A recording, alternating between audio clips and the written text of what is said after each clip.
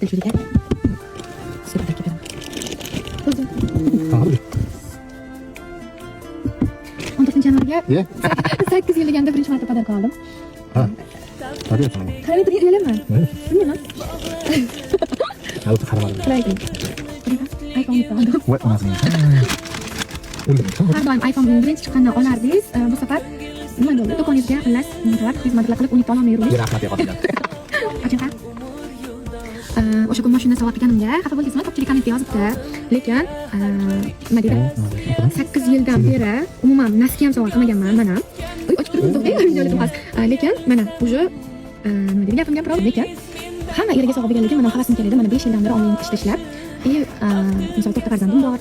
Поддержка qildingiz, uyga yangilar berdingiz. Bu shu maqsadda aytilgan edi o'z mashina videosiga. Men hayajonlanganim uchun unaqa ko'p gapira olmaganman o'sha videoda. Xudo xohlasa bu chunki sizni поддержкangiz bilan shunaqa bo'lyapti. Endi shu ekanman, o'zlarining daromadlari, o'zlarining bizneslari yetadi. Bu просто nima uchun men videoga olayotgan sababi, ko'p ayollarimiz uydaman, yosh bolam bor deb pul topishni xohlashmadi. Men mana 4 oy bo'ldi, endi o'zim ofisimni ochdim Toshkentda. Shu paytgacha mana 5 yildan beri uyda o'tirib uddaladik, to'g'rimi? Uyda 4 ta bolam bo'lsa, o'sha katta qo'nim 6,5 yosh, kichkina 1 yosh. Kichkina bolam bor deb bahona qilmadim, chunki ularga birgalikda biz hali ular katta bo'lguncha uyda olishimiz kerak, narsalar qilishimiz kerak. Men o'sha ekanni yonlaridan kirdim.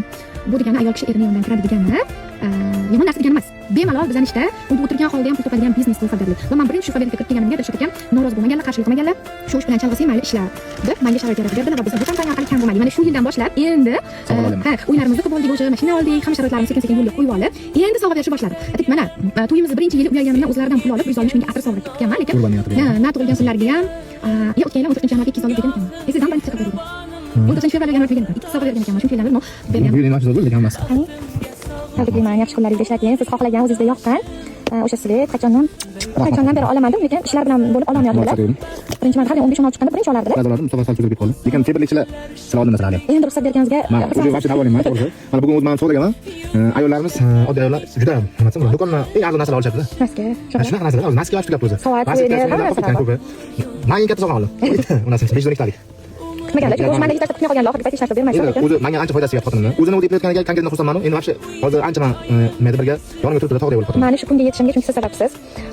Anchalik qilmadingiz. Ovqat qila olmagan paytimdan поддержка qildingiz, hammasiga ko'zingizni yumdingiz. Ovqat qila olmasam ko'chadan ovqat olib keldingiz. Hammasiga bu sizni birinchi o'rinda siz har doim yonimdasiz, siz поддержка qildingiz.